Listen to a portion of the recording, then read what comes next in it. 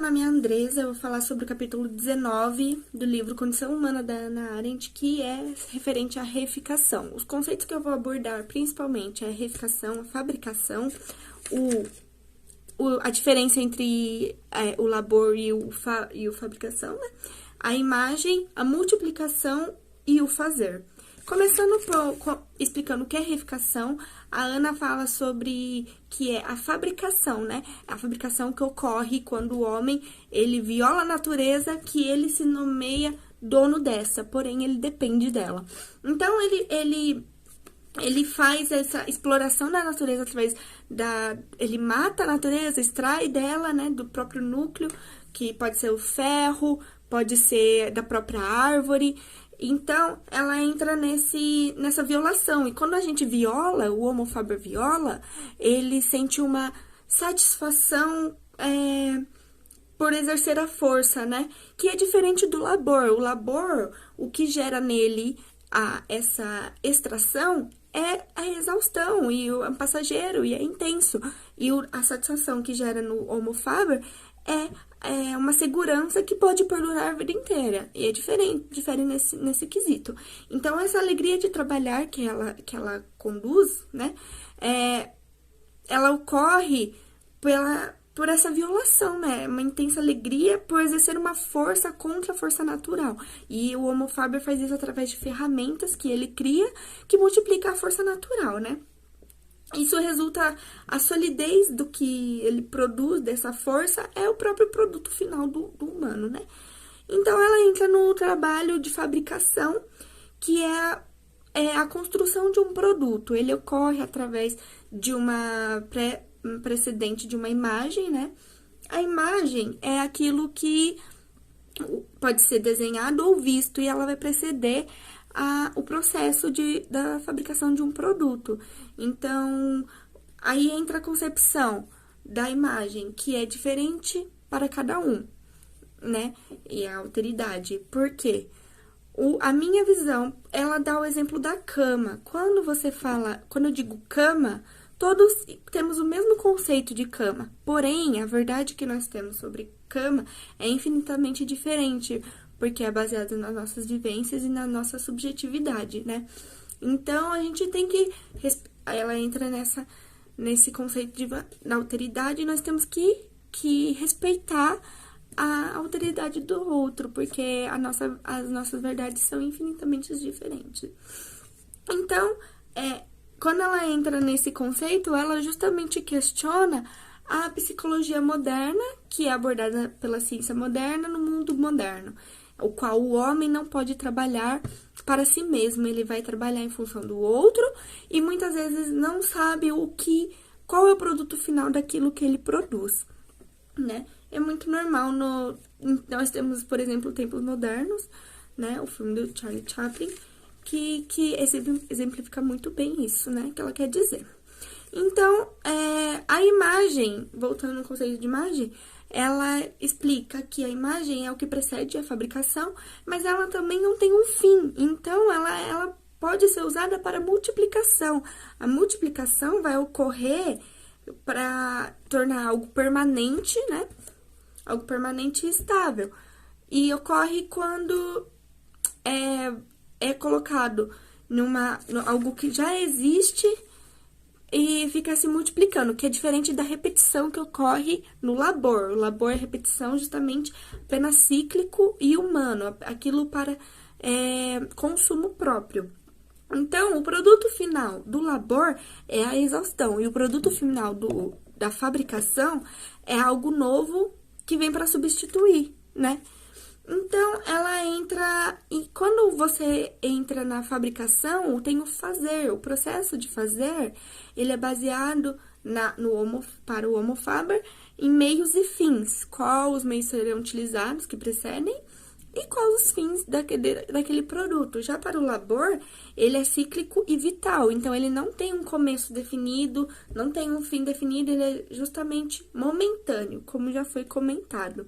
A Ana, ela aborda, quando ela fala sobre reificação, ela explica que as sensações corporais, como o prazer, a dor, os desejos, as satisfações, elas não podem passar pelo processo de reificação, porque elas não são simples de serem expressadas, né? Então, existe um abismo nesse conceito, assim, entre sensações humanas e a reificação. E, então, é isso. Ela também comenta sobre o animal laborans, que é baseado na necessidade de sua existência, e no homem de ação, que ele é dependente dos seus semelhantes. A Ana, ela deixa bem claro que o Homo faber, ele é o amo, porque ele se intitulou amo, ele não nasceu amo, dono das terras, né? Da terra que ele se intitula amo. Ele se intitulou, então ele é dono, por isso. Então a sua capacidade de produção... Corta essa parte. O homem, ele se intitula dono da terra porque ele se acha dono, não porque ele não nasceu assim, ele se intitulou. Então, ele exerce essa violação para a reificação e, assim como ele produz, né, o Homo faber é capaz de produzir livremente, ele é capaz de destruir livremente.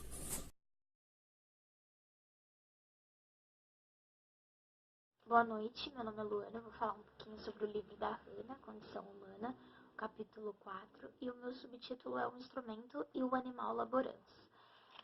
O que a gente pode falar desse trecho do livro da Hannah? É que ela se baseia um pouco nas citações de Benjamin Franklin, no qual ele diz que o mundo é um fazedor de utensílios. E o que seria um fazedor de utensílios? O famoso homem Faber, né? Que constrói, que cria esses utensílios. Bom, nós podemos falar também que a construção de um mundo de coisas, que é feito de coisas, e coisas e objetos, não só para nossas necessidades, mas sim objetos no qual nós nos tornamos dependentes, objetos para o nosso bem-prazer, né? E nessa sociedade que a gente está, uma sociedade de operários, os instrumentos e utensílios, eles podem assumir um caráter, assim, ou uma função muito mais do que utensílios, né? Muito mais do que apenas ferramentas de auxílio. Nós podemos perceber que nesse movimento, o homem ele para de criar para auxiliar e ele começa a ficar dependente das suas criações, que foi como eu falei, a gente não cria mais coisas para as nossas necessidades, criamos coisas para o nosso bem-prazer, para os nossos desejos, para as nossas vontades, e a gente acaba se tornando dependente daquilo, né, das criações que nós mesmos fizemos. E o homem, em sua performance, ele já não consegue mais seguir o seu próprio ritmo. Isso é o que a Hannah traz pra gente, né? O homem, ele não segue mais o seu ritmo, ele começa a seguir o ritmo das máquinas. Ele se adequa ao ritmo das máquinas. E a grande questão é se o homem ele deve se ajustar às máquinas ou se as máquinas que devem se ajustar à natureza. E nessa contestação, nós podemos ver que isso não implica, né? Isso não implicará que os homens se ajustem ou se tornem servos de suas máquinas, né? Porém, enquanto dura a relação entre homem e máquina, enquanto durar essa relação entre homem e máquina, o processo mecanizado ele vai substituir o ritmo do corpo humano. Isso aí é óbvio, né? Bom, para relembrar um pouquinho, né, a Hannah ela fala sobre alguns estágios, na verdade 2 estágios. O primeiro é o uso da máquina a vapor, que foi o que desencadeou a Revolução Industrial, né? Que foi utilizado os recursos naturais, a força da água, a força do vento, né? Perdão. E o surgimento, o segmento...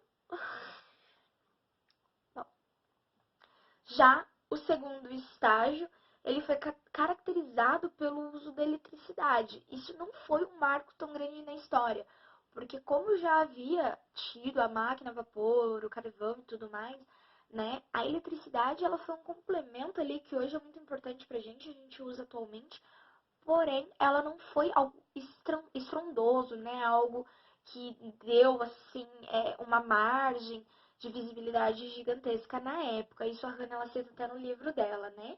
Foi algo bem comum, algo natural, então o surgimento da eletricidade, porém a gente usa até hoje, não fica sem. E nós, agora eu, né, Luana, eu fiz o uso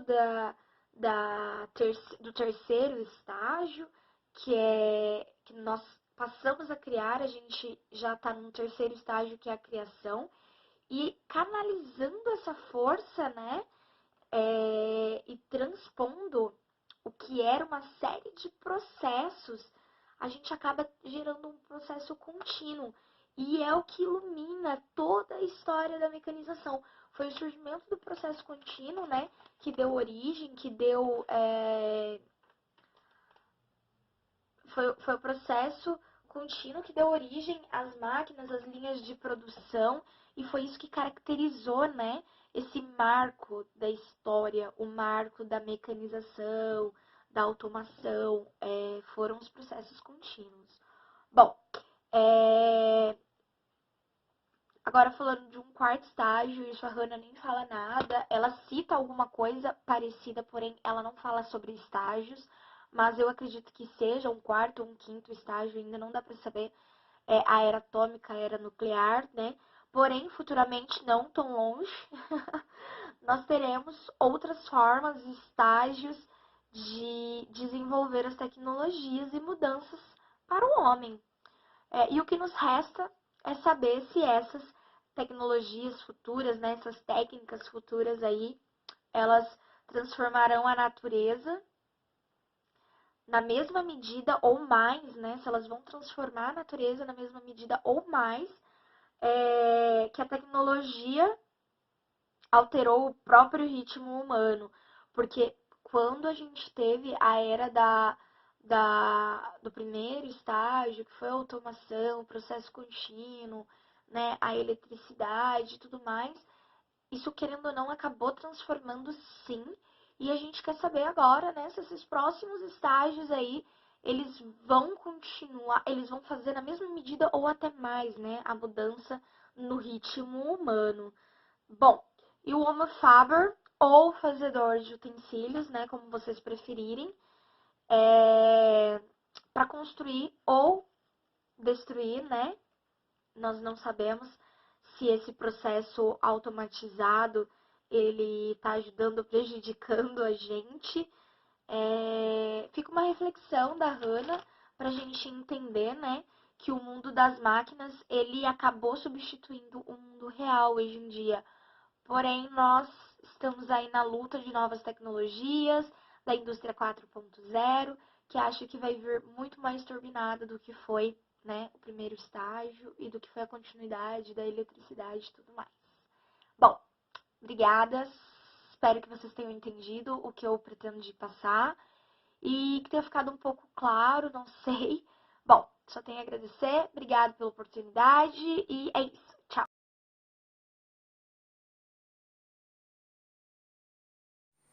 Boa noite, meu nome é Lucas e eu vou falar do livro A Condição Humana, de Hannah Arendt. Para começar, eu vou falar especificamente do capítulo 4, versículo 21. Nesse capítulo, Hannah Arendt fala na parte 21 sobre o Homo Faber e a instrumentalidade. Para Hannah Arendt, Homo Faber é o homem que fabrica, é o homem que fabrica as coisas. Ela vai começar no início do capítulo falando sobre o processo de produção do Homo Faber, na qual, nesse tipo de processo, muitas vezes o homem se dedica mais com a finalidade daquilo que ele vai produzir do que com os meios na qual ele vai utilizar para se chegar no que se vai produzir, para se chegar na finalidade. Ela aborda que muitas vezes o homem utiliza de violência para se chegar numa finalidade. Violência contra a natureza, violência contra o próprio homem, tudo isso para obter uma finalidade. E ela enfatiza muito isso, do homem não se preocupar com os meios que estão sendo utilizados. Outra crítica que Hannah faz ao princípio da filosofia do Homo Faber é que quando se chega numa finalidade, ou seja, quando se produz algo, o homem tende a não valorizar aquilo que foi produzido, fazendo com que aquilo que foi produzido seja classificado entre só tem valor se for de longa duração, ou só tem valor se aquilo que foi produzido for de curta duração, porém puder ser transformada numa nova finalidade. Então aquela finalidade vira um novo meio para ser transformado numa nova finalidade.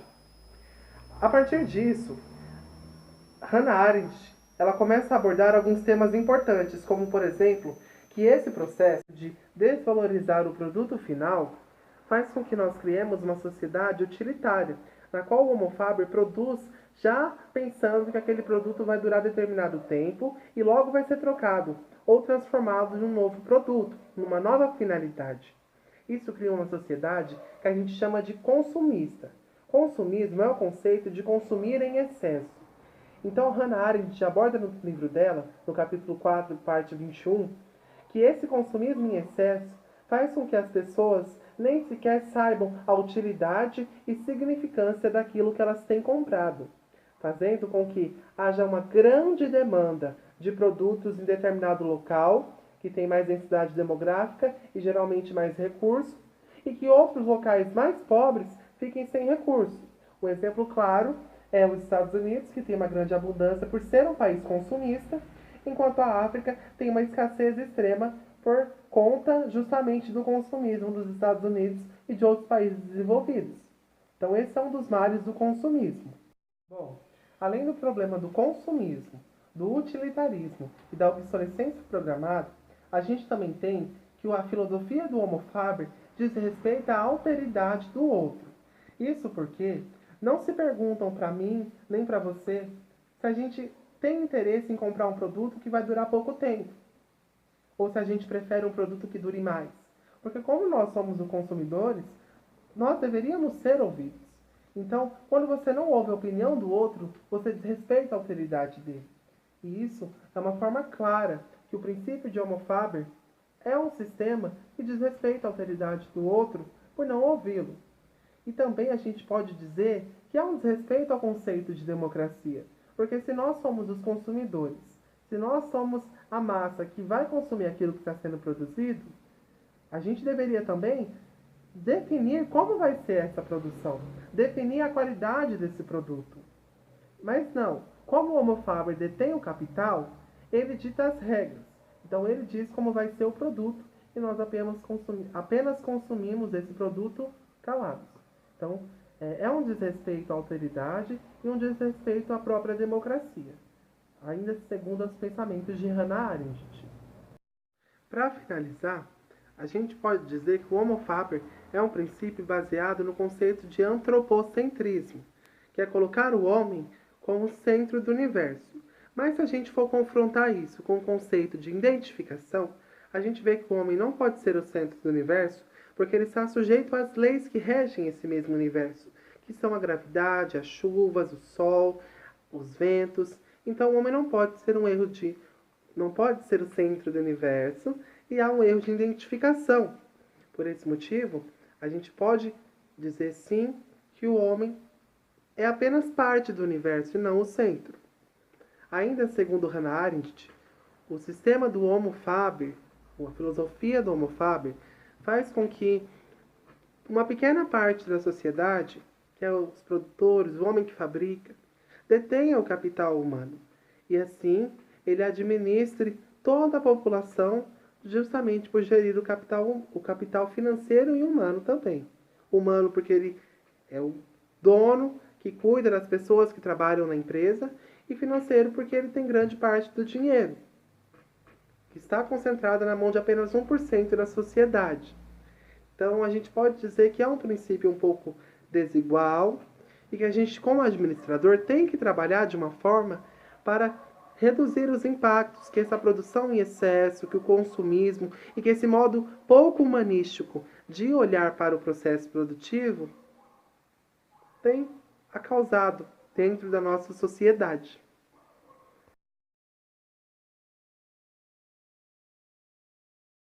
Boa noite, meu nome é Tamires e eu vim falar um pouquinho sobre o livro da Hannah Arendt, A Condição Humana. mais precisamente sobre o capítulo 4, versículo 22, o mercado de trocas. Então, a esfera pública do Homo Faber é o mercado de trocas no qual ele pode exibir os produtos de sua mão e receber a estima que merecem. As coisas se tornam valores no mercado de trocas, onde todas podem ser trocadas por outras coisas, sejam elas objetos de uso ou de consumo. Esse valor se dá a partir da estima da esfera pública, ou seja, o valor não se dá na privatividade, mas todos adquirem automaticamente quando surgem em público. Nós podemos relacionar esse conceito com o fato de que o humano não se autorrealiza sozinho. Ele precisa da comunidade, assim como o objeto precisa da esfera pública para ter valor. Outro conceito abordado no capítulo é, a partir do artesanato isolado para a manufatura destinada ao mercado de trocas, a qualidade do produto muda um pouco, mas não inteiramente. A sociedade manufatureira julga os homens não como homens, mas sim como produtores, segundo a qualidade de seus produtos. Já a sociedade de operários julga os homens segundo as funções que eles exercem no processo de trabalho.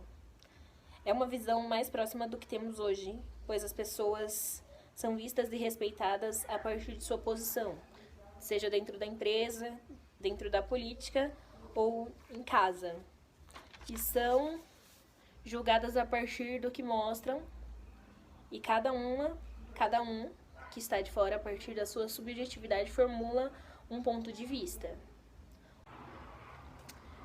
Outro conceito abordado no livro é que ninguém em isolamento produz valores. As coisas, ideias e ideais morais só se tornam valores em sua relação social. Voltamos ao conceito de que o ser humano não se realiza sozinho, ele precisa da comunidade para se realizar.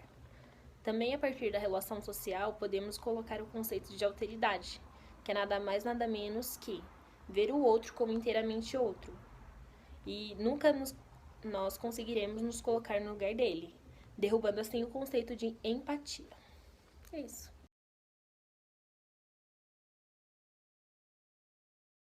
Eu sou o Leonardo Hugo, eu vou falar sobre a parte 23 do capítulo 4. Aqui no meu trecho ela deu como exemplo a cadeira, que é um objeto físico, né? Aí, por ser um objeto físico, ele vai se acabar um dia, porque o objetivo da cadeira é que a pessoa sente nela, né? O objetivo dela é ser usado. Então, usando essa cadeira, uma hora ela vai se acabar, né? Vai acabar quebrando, vai ser destruída, que esse é o objetivo dela, né? Ser usada para sentar. Agora, um outro tipo de arte que é muito mais duradouro é um quadro. Porque um quadro tá lá, ele foi feito para ser visto, só tá lá na parede, vai ser só visto e não vai se desgastar. O outro exemplo, que é muito mais duradouro e tudo, é uma forma de arte, é a poesia e a música.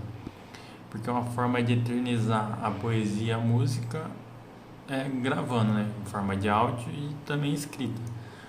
Na escrita ela vai durar bastante tempo, mas onde vai durar mais é no pensamento, na consciência da pessoa, né? Porque pode passar de geração em geração e se for muito boa, né? Nunca vai ser esquecida. E se tiver bem guardada no papel, forma de áudio também. Só no fato de você estar pensando, criando, é uma arte, né? Aí você tem que transmitir essa arte. Algumas delas, né, poesia, música, você transmite falando, né, você pensa e fala. Aí outras obras de arte, tipo artesanato, essas coisas, você transmite através das suas mãos, né, que você vai lá e pinta o quadro, ou você constrói alguma coisa com sua mão e tal. Então, só do fato de estar pensando já é uma arte, você tem que transmitir essa arte de alguma maneira. E a poesia, que tem como material a linguagem, né, que é falado, ela é a mais humana e talvez seja uma das mais duradouras, mas tudo isso depende acho que da intensidade, da qualidade do poema, né? Se for um negócio que a pessoa escuta e ela vai ficar firme na sua cabeça, ela vai ser lembrada por muito tempo, independente se ela Claro que mais pra frente pode ser que passe por papel ou em áudio e tal, mas se ela for bem intensa, bem trabalhada mesmo e acabar fixando na memória das pessoas, nem precisaria disso. Aí ela seria transmitida para as outras pessoas e cada um ia fixar na sua memória, independente de ter um lugar físico, né? Independente que tenha que passar para papel ou alguma coisa assim, porque vai ser sempre lembrada pela qualidade, por todo o pensamento que teve através disso para motivar as pessoas e dar uma razão para a pessoa manter isso na sua cabeça, né?